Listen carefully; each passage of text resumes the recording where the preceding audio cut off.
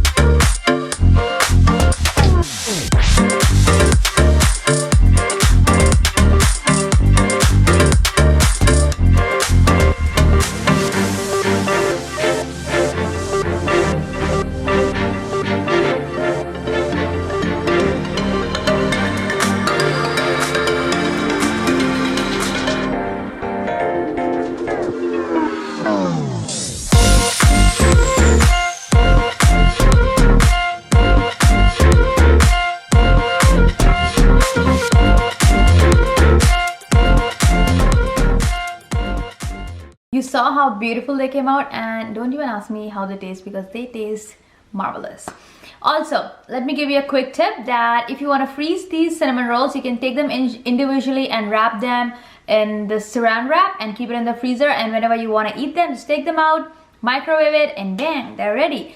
So I hope you enjoyed this recipe. I'll see you guys in my next one, and don't forget to subscribe, like, and share. I'll see you guys. Bye.